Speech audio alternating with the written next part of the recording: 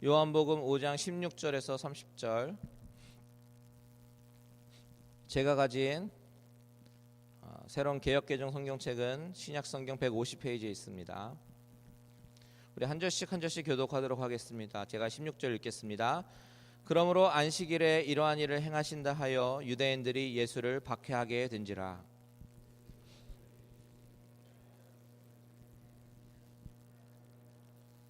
유대인들이 이로 말미암아 더욱 예수를 죽이고자 하니 이는 안식일을 범할 뿐만 아니라 하나님을 자기의 친아버지라 하여 자기를 하나님과 동등으로 삼으심이로라.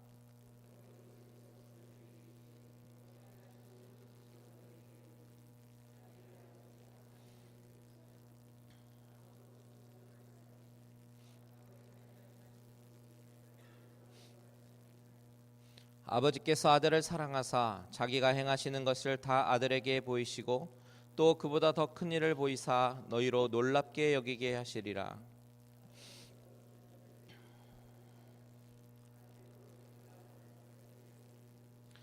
아버지께서 아무도 심판하지 아니하시고 심판을 다 아들에게 맡기셨으니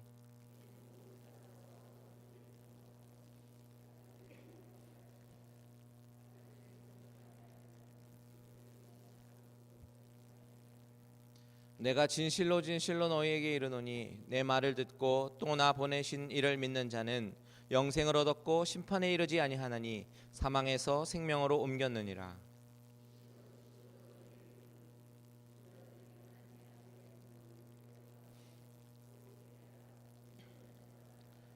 아버지께서 자기 속에 생명이 있음 같이 아들에게도 생명을 주어 그 속에 있게 하셨고 이를 놀랍게 여기지 말라. 무덤 속에 있는 자가 다 그의 음성을 들을 때가 오나니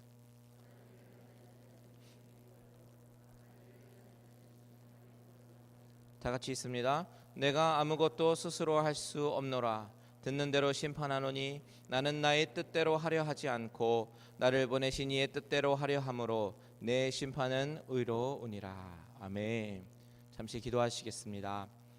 하나님 아버지, 이 시간의 주인은 오직 하나님 한 분이신 줄 믿습니다.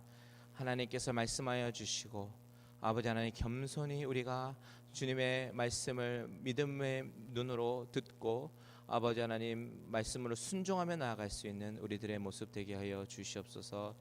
하나님께서 직접 말씀하시되 아버지 인간적인 말씀은 숨겨주시고 오직 하나님의 말씀만 우리 가슴 속에 깊이 새기게 하여 주시옵소서. 예수님의 이름으로 기도합니다. 아멘. 일주일 동안 다 잘들 지내셨죠? 오늘 본문의 말씀은 우리가 지난 2주 동안 38년 된 병자에 대해서 우리가 살펴보면서 그 38년 된 병자의 스토리의 연장선에 있는 그런 본문입니다. 분명히 예수님께서는 한 영혼을 살리시려고 그 38년 된 병자를 고치셨습니다. 그렇다면 38년이나 고통받는 사람이 그 병에서 해방이 되었더라면 사실은 예수님께서 하신 일들은 칭송받아야 되고 모든 사람들이 다 기뻐해야 되고 잔치가 벌어져야 할 판국입니다. 그런데 이상하게도 유대인들은 이것을 꼬투리를 잡기 시작하는 거예요. 그것을 바라보고 있는 유대인들의 시선은 기뻐하기는커녕 오히려 안식일에 관한 율법과 기준을 막 들이대면서 판단하고 정죄하고 자신들의 사고에 갇혀서 아주 오만함에 빠져 있는 것을 우리는 보았습니다. 유대인들의 이런 행동은 일종의 자기 의를 드러내는 행위입니다. 남을 판단한다는 것은 자기는 그렇지 않다라는 것을 기본적으로 깔고 하는 거예요. 다른 사람들을 판단하고 다른 사람들을 정죄하는 것은 나는 그들과 다르다라는 것을 드러내려고 하는, 마치 의로운 사람인 것처럼 행동하는 그런 것입니다. 그런데 이 행위는 이 성경 속에 있는 이 당시의 유대인들이 했던 것과 2019년 3월을 살아가는 우리들에게도 너무나도 똑같은 적용이 되는 겁니다. 왜냐하면 사람은 다 똑같기 때문입니다. 사람은 이렇게 죄성을 가지고 태어난 인간의 본성을 가지고 있습니다. 하지만 여러분, 이 세상에는 의로운 사람이 단 한 사람도 없음을 우리는 기억해야 됩니다. 오직 의로우신 분은 의로우신 재판장이신 하나님 한 분이심을 믿으시기 바랍니다. 그렇게 오늘 본문 요한복음 5장에 나오는 유대인들은 예수님을 박해하게 될 그런 근거를 발견합니다. 16절 우리 다 같이 읽겠습니다. 시작. 그러므로 안식일에 이러한 일을 행하신다 하며 유대인들이 예수를 박해하게 된지라. 안식일에 일을 한다고 트집 잡는 거예요. 38년 된 병자를 고치시고 일어나게 하셨는데 그것이 자신들의 전통과 규례를 어겼다라는 것입니다. 그러면서 예수님을 박해하게 됐습니다. 지난주에 말씀드린 것을 다시 말씀드리지만 우리는 율법과 율법주의를 철저하게 구분해야 됩니다. 하나님이 우리에게 율법을 주신 이유는 우리 자신이 결코 스스로 의로워질 수 없는 죄인임을 깨닫고 나의 의로서가 아니라 하나님의 의로서 살아가야 된다는 것을 가르쳐주기 위해서 이 율법을 우리에게 주셨어요. 그래서 우리로 하여금 고백하게 만드는 거예요. 주님, 저는 죄인입니다. 주님, 나 스스로는 아무것도 할 수 없습니다 라고 고백합니다. 그래서 하나님이 필요합니다. 이렇게 고백하게 만듭니다. 그런데 그 율법의 내용과 정신은 잊어버리고 율법의 행위만을 강조하고 가르치고 그 율법의 행위에만 몰두하는 것은 우리 인간을 율법주의로 전락하게 만드는 것이죠. 그래서 율법주의는 다른 사람을 판단하게 만들고 정죄하게 만들고 비판하게 만드는 그런 특성이 있습니다. 지금 본문 속의 유대인들이 바로 그런 상황인 것이죠. 안식일에는 일을 하면 안 되는데 예수라는 자가 율법을 어겼다라는 거예요. 그러면서 예수님에 대한 박해가 시작이 되었습니다. 그런데 그런 유대인들을 향한 예수님의 반응이 어땠는가 우리는 그것을 주목해 보고 싶습니다. 우리 17절 같이 읽겠습니다. 시작. 예수께서 그들에게 이르시되 내 아버지께서 이제까지 일하시니 나도 일한다 하시매. 주님의 이 대답은 유대인의 입장에서 들었을 때는 굉장히 예민한 두 가지의 문제를 건드리는 것입니다. 하나는 뭐냐면 하나님을 내 아버지라고 불렀다라는 거예요. 그리고 두 번째는 뭐냐면 안식일을 범하는 것이 아니다라는 거예요. 병 고치는 것이. 이 말을 들은 유대인들은 어떤 생각을 했겠습니까? 예수님이 고의적으로 안식일을 범하고 있고 자신을 하나님으로 주장하고 있다라는 결론을 내리게 됩니다. 그렇다면 그것이 뭐예요? 신성모독죄라는 거예요. 신성모독죄, 그 당시 죽어야 마땅한 죄이기 때문에 그때부터 예수님을 죽이기로 결심을 하게 된 것입니다. 여러분, 우리가 이 상황을 바라보면서 우리 안에 이제 질문이 생기게 되는 것이죠. 왜 예수님은 이런 결과를 예상하셨음에도 불구하고 그 자신이 하나님의 아들이라는 주장을 그냥 간접적으로 돌려서 얘기할 수도 있었는데 직접적으로 말씀하셨을까? 왜 이처럼 생명의 위협을 무릅쓰면서까지 자신이 하나님의 아들이라는 것을 주장을 굽히지 않고 밀어붙였을까? 그 이유는요, 바로 이것이 기독론의 핵심이고 기독교의 핵심이기 때문에 그렇습니다. 기독교의 수많은 모든 교리 중에 가장 중요한 교리이며 가르침이기 때문입니다. 이 예수님이 하나님의 아들이시라는 것, 이 사실이 부정되는 순간 기독교는 무너지게 됩니다. 아마도 인류 역사상 가장 큰 사기극이 될걸요. 예수님이 하나님의 아들이라는 사실은 바로 기독교의 생명과도 같은 것이에요. 요한복음을 항상 읽으면서 우리가 계속 리마인드 해야 되는 것이 뭐라고 말씀드렸습니까? 바로 사도 요한의 집필 목적이 무엇인가입니다. 요한복음을 기록한 목적이 무엇이라고 했습니까? 요한복음 20장 31절 다 같이 읽겠습니다. 시작. 오직 이것을 기록함은 너희로 예수께서 하나님의 아들 그리스도이심을 믿게 하려 함이요 또 너희로 믿고 이름을 힘입어 생명을 얻게 하려 함이니라. 요한복음을 기록한 목적은 예수님께서 하나님의 아들이 그리스도시다라는 것을 선포하는 것이 목적입니다. 요한은 요한복음 전체를 통해서 그것을 드러내려고 하는데 오늘 우리가 읽은 요한복음 5장의 말씀도 예수님께서 하나님의 아들이심을 증거하게 되는 그런 본문 중에 하나라는 것입니다. 여러분, 기독교의 생명은 예수 그리스도가 하나님의 아들 되심에 있습니다. 믿으십니까? 저시 맥도웰 목사님께서 뭐라고 말씀하셨냐면, 만약에 예수님이 하나님의 아들이 아니라면 거짓말했기 때문에 마귀이거나, 하나님의 아들이 아니라면 자기 죽음을 무릅쓰고 얘기한 바보일 것이다 라고 얘기했어요. 이처럼 하나님의 아들이라는 사실이 부정이 되면 기독교는 나띵이 되는 거예요. 분명 예수님은 하나님이 보내신 하나님의 아들이십니다. 이것은 누가 뭐라고 하든 한치도 양보할 수 없는 진리입니다. 그렇기 때문에 사탄은요, 어떻게 해서든지 이것을 넘어뜨리려고 하는, 무너뜨리려고 하는 거예요.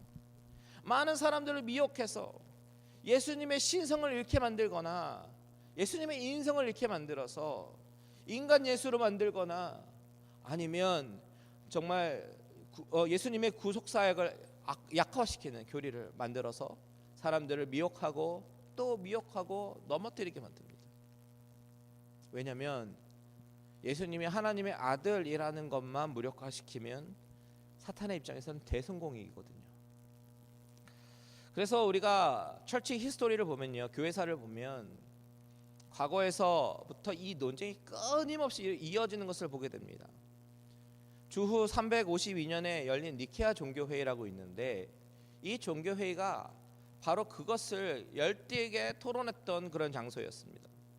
이 배경에 대해서 잠깐 설명해 드리면, 그 당시 로마 시대의 초대교회가 오랫동안 핍박에서 벗어나서 이제 부흥기로 막 접어들었습니다. 근데 부흥기로 접어들었는데 예수님의 신성을 부인하는 그런 이단들도 같이 생겨나게 되는 거예요. 그러니까 이렇게 예수님의 신성을 부인하는 파와 예수님의 신성을 인정하는 파, 두 파로 나눠져서 계속해서 아규먼트를 하는 겁니다. 그때 당시 로마 황제가 콘스탄틴이었는데, 로마 황제 입장에서는 아니 국가적으로 한마음 한뜻이 돼서 으쌰해도 모자랄 판국에 종교에서는 두 파로 나눠서 자꾸만 싸우는 거니까 이것을 어떻게 하면 좋을까 고민하던 찰나에 교회 지도자들이 황제에게 건의를 합니다. 우리가 종교회의를 만들어서 이것을 양당 간에 결정을 하면 좋겠습니다. 그래서 콘스탄틴 황제는 모든 교회에 편지를 보내서 한 곳으로 모이게 만들고 모든 비용을 다 정부가 대어가면서 이 회의를 만들었는데, 이것이 바로 니케아 공의회입니다. 그 니케아 회의에서 가장 뜨거운 감자, 가장 핫 이슈는 뭐였냐면, 예수님이 신성에 있는 분이시냐 아니냐라는 것을 논쟁하는 거예요. 그 중에 아리우스라는 사람이 있었는데, 아리우스는 주장하기를 만약에 예수님께서 하나님의 아들이라면 이것은 하나님이 둘이라는 의미다 라고 주장했습니다. 구약에 보면 분명히 하나님은 나 외에 다른 신을 섬기지 말라고 했는데, 그러면 하나님이 둘이니까 이것은 맞지가 않는다라고 주장했어요. 근데 그 디아들 사이드에 아타나시우스라는 그런 사람을 중심으로 한 그런 그룹은 예수님은 하나님의 아들이다, 나는 그가 나의 구속자임을 믿는다, 예수님은 하나님과 동등하신 분이다라고 주장하면서요, 만약에 하나님이 아니라면, 그냥 인간이라면 어떻게 인간이 인간을 구원할 수 있느냐라고 반문을 했습니다. 그때 이게 몇 날 며칠 동안 토론이 됐는데도 결론이 안 나니까 나중에 투표를 하게 되었고, 결국 아타나시우스의 그런 의결이 채택되었습니다. 그래서 아리우스와 그를 추종하는 사람들은 추방되게 되고 이단으로 정죄를 받게 된 것입니다. 그때 이후부터 모든 이 세계에 있는 교회가 예수님은 하나님이시고 예수님은 하나님과 그 본성이 동등하시다라는 이런 교리를 함께 고백하게 된 것이에요. 그렇게 종교회의를 거쳐서 확증했음에도 불구하고 사탄은요, 인류의 역사를 통해서 끊임없이 이 이슈를 가지고 성도님들을 미혹합니다. 예수님의 신성에 자꾸 흠집을 내는 겁니다. 그래서 그렇게 부흥했던 유럽, 청교도 신앙의 본거지였던 영국이요, 독일로부터 흘러나왔던 자유주의의 신학의 영향을 받아서 그렇게 화려했던 예배당이 술집으로 변하고, 그렇게 화려했던 예배당이 무슬림 성전으로 변하게 된 거예요. 사원으로 변하게 됩니다. 이 자유신학의 핵심은 예수님은 하나님의 아들이 아니다라는 거예요. 이것을 신학자들이 아주 그럴듯하게 논증하면서 정말 이성주의에 빠진 목회자들과 신학자들 때문에 성도님들은 더 이상 인간 예수에게 예배를 드릴 이유를 찾지 못하고 교회를 떠나게 만든 것입니다. 지금도 그런 사탄의 전략에 넘어가는 것이 수많은 이단들입니다. 여호와의 증인이 그렇고 몰본이 그렇습니다. 예수님이 선지자 중에 그냥 한 명으로 전락시키고 예수님의 신성에 대해서 의문을 가지게 만듭니다. 여러분, 우리는 이런 사탄의 전략에 절대로 넘어가면 안 됩니다. 예수 그리스도는 하나님의 아들이시고 그가 이 땅 가운데 성육신으로 오셔서 우리의 죄를 십자가에서 담당해서 돌아가셨습니다. 이거는 팩트입니다. 그것 때문에 우리가 구원을 얻게 된 거예요. 이것을 반드시 믿으시기 바랍니다. 오늘 본문에서 요한에 기록된 말씀을 통해서 예수님이 자신이 가진 하나님의 아들로서의 그 권한과 신성에 대해서 말씀하시는 것을 보게 됩니다. 오늘 본문을 통해서 우리가 주목해 봐야 되는 것은 예수님께서 어떤 신성을 가졌는가, 예수님은 자신을 어떻게 설명하고 있는가, 이것입니다. 첫 번째, 주님이 증거하시는 그의 신성에 대한 첫 번째 증거는 하나님과의 부자 관계다라는 것을 말씀하고 계셔요. 우리 17절 읽겠습니다. 시작. 예수께서 그들에게 이르시되 내 아버지께서 이제까지 일하시니 나도 일한다 하시매. 사실 이 말씀 때문에 유대인들이 더 화가 나는 계기가 되었거든요. 안식일을 범한 것도 범한 건데 하나님과 자신을 부자 관계로 이야기하는 것을 듣고 더 화가 나는 거예요. 그들의 반응이 어땠는지 아십니까? 18절 같이 있습니다. 시작. 유대인들이 이로 말미암아 더욱 예수를 죽이고자 하니 이는 안식일을 범할 뿐만 아니라 하나님을 자기의 친아버지라 하여 자기를 하나님과 동등으로 삼으심이로라. 하나님을 자기의 친아버지라고 부른다니 하면서 주님이 자기를 하나님과 동등한 본질로 말씀하시는 것을 듣고 화가 나서 예수를 죽이고자 한 것입니다. 신성모독이라고 하는 것이죠. 여러분, 주님이 말씀하시는 이것은 오늘 우리가 살펴보는 본문 전체에서 말하고 있는 개념입니다. 예수님은 하나님과 당신의 관계를 아버지와 아들의 관계로 설명하십니다. 그런데 유대인의 전통에서는 어느 누구도 하나님을 아버지라고 감히 부르는 자가 없었거든요. 그런데 주님은 스스럼 없이 자신을 그렇게 말씀하시는 거예요. 하나님과 같은 동격이라고 주장하신 겁니다. 그리고 또 보십시오. 17절 후반부에 보니까 또 아버지께서 일하시니 나도 일한다. 이 표현도 사실 굉장히 기가 막힌 표현입니다. 이것이 무슨 의미냐면 하나님께서 창조 사역을 6일 동안 하시고 7일째 쉬셨는데 그것이 안식이잖아요.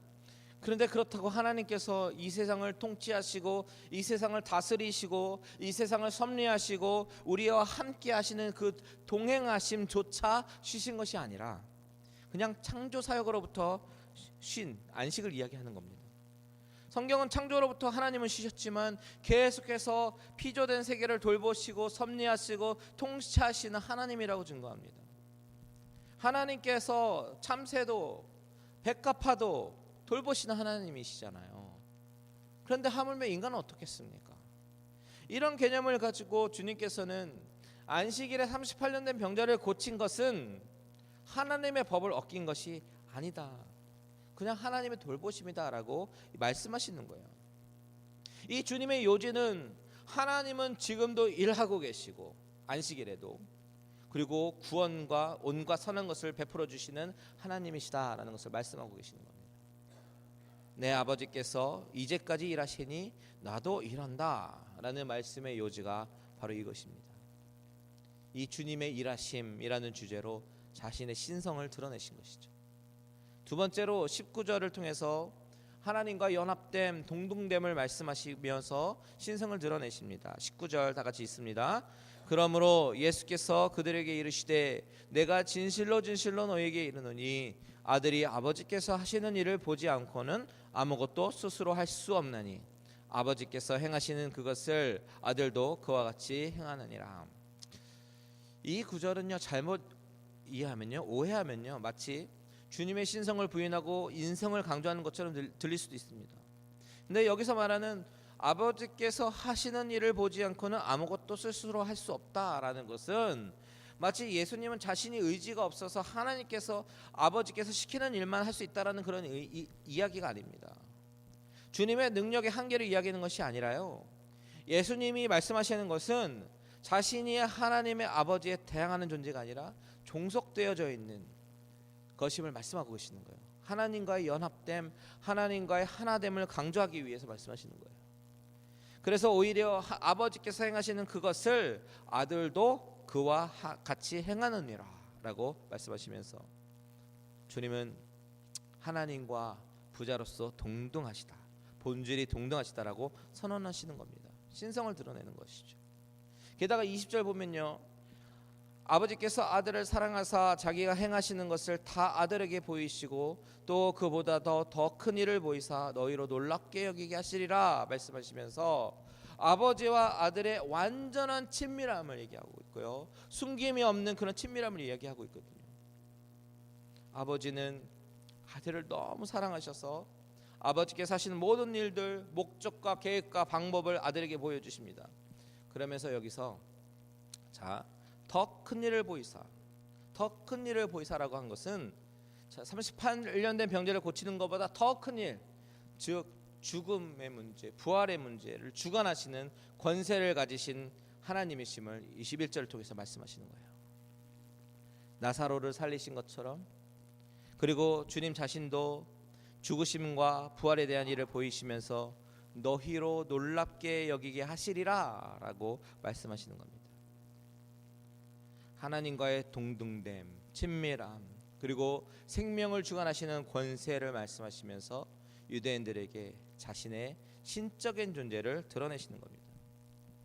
그리고 세 번째, 이게 참 중요한 것인데 24절에서 30절에 걸쳐서 심판의 권세를 가지고 계신 예수님에 대해서 증거를 합니다. 자, 22절 다 같이 읽겠습니다. 시작. 아버지께서 아무도 심판하지 아니하시고 심판을 다 아들에게 맡기셨으니. 27절도 읽겠습니다. 또 인자됨으로 말미암아 심판하는 권한을 주셨느니라. 여러분, 예수님께서 심판주로서 이 세상을 주관하고 계신다라는 사실을 기억할 때에 여러분들은 어떤 느낌을 가지십니까? 우리가 가지는 필링은 두려움입니까? 하나님의 아들이 된 확신이 있는 사람은요, 두려움이 아니라 이것은 감사함과 든든함으로 표현되어야 되는 거예요. 감동입니다. 왜 그렇습니까? 예수님께서 위임받으신 이 심판권, 이 심판권은 전 세계 인류를 놓고 심판을 하시는데 정말 중간의 길은 없거든요. 죽음 아니면 생명이거든요. 그런데 살든지 죽든지 둘 중에 하나인데 이 심판권이 우리가 믿고 사랑하는 그 예수 그리스도, 하나님의 아들 그 예수 그리스도의 손에 있다라는 사실이 얼마나 감사한 일인지 모릅니다. 우리가 예수 그리스도를 구주로 믿고 그의 자녀가 되었고 His side에 있는데, 그 하나님의 편이 되었는데 얼마나 감동입니까? 24절을 우리 다 같이 읽어볼까요? 시작. 내가 진실로 진실로 너에게 이르노니 내 말을 듣고 또 나 보내신 이를 믿는 자는 영생을 얻었고 심판에 이르지 아니하나니 사망에서 생명으로 옮겼느니라. 아멘이십니까? 아멘. 무슨 말입니까? 예수 그리스도를 믿으면 영생이라는 거예요. 형벌을 주는 심판을 받지 않는다라는 겁니다. 사망이 아니라 생명이라는 말씀입니다. 여러분, 이 사실을 믿으시기 바랍니다. 예수 그리스도를 믿으면 구원을 얻습니다. 예수 천당, 불신, 지옥입니다. 그런데 본문을 잘 보면 영생을 얻었고, 우리 이 부분을 한번 볼까요? 한국어로 보면 과거 시제로 쓰여 있어요. 그런데 헬라어 원문을 보면 이 얻었고라는 동사가 현재형으로 쓰여 있는 것을 봅니다. 그래서 영어 성경도 보니까 현재형 has라는 그런 현재형 동사로 번역을 했습니다. 무슨 이야기냐면 우리가 예수를 믿는 그 순간 벌써 우리 안에 영생을 가지고 있다라는 것을 의미하는 거예요. 그래서 우리는 사망에서 생명으로 옮겨진 것입니다. 앞으로 될 일이 아니라 이미 시작된 일입니다. 이것은 already but yet 이라는 그 구원론의 already입니다. 그러면서 25절에 진실로 진실로 너에게 이르노니 죽은 자들이 하나님의 아들의 음성을 들을 때가 오나니 곧 이때라. 듣는 자는 살아나리라. 여러분, 믿는 자는 믿는 그 순간부터 이미 그 죽은 영혼이 중생의 축복과 은혜를 누릴 수 있게 되는 것입니다. 그런데 그 이야기는 반대로 해석해 보면 예수님께서 하나님의 아들이 되심을 믿기를 거부하는 사람들에게는요, 그는 이미 영원한 사망을 선고받는 자가 된다라는 의미이기도 합니다. 죽음의 심판이 역시 이미 시작이 되었고 진행 중에 있다라는 사실을 꼭 기억해야 됩니다. 요한복음 3장 18절 다 같이 읽겠습니다. 시작. 그를 믿는 자는 심판을 받지 아니하는 것이요 믿지 아니하는 자는 하나님의 독생자의 이름을 믿지 아니하므로 벌써 심판을 받은 것이니라. 그렇다면 이 세상 마지막 때에 예수님이 이 땅에 다시 오시겠다고 말씀하셨고 재림하셔서 하실 심판은 어떤 것입니까? 그것은 현대 진행되고 있는 심판을 마무리하는 작업입니다. 다만 차이가 있다면 그 마지막 때는 우리의 육신이 부활하는 부활체로 바뀐다는 것이죠. 그래서 28절과 29절에 이렇게 얘기하는 거예요. 같이 읽습니다. 시작. 이를 놀랍게 여기지 말라. 무덤 속에 있는 자가 다 그의 음성을 들을 때가 오나니 선한 일을 행한 자는 생명의 부활로 악한 일을 행한 자는 심판의 부활로 나오리라. 여기서 말씀하시는 그 선한 일을 행한 자라는 것은 착한 행실이 아니라 하나님의 복음을 듣고 회개하면서 돌이켜서 죄에서 해방된 삶을 사는 자를 의미하는 거예요. 여러분, 예수 그리스도가 하나님의 아들이심을 믿으시기 바랍니다. 나중에 지옥에서 후회하면 이미 늦어요. 지금 이 순간에 기회가 주어지는 것입니다. 예수님을 하나님의 아들로 믿기만 하면 죽음은 물러가고 지금 당장 영원한 영생이라는 축복이 선물로 주어질 것입니다. 어쩌면 지금이 마지막 기회일지도 모릅니다. 우리가 언제 어떻게 죽을지 한치 앞을 내다볼 수 없는 인생이잖아요. 지금은 누구든지 자기 운명을 바꿀 수 있어요.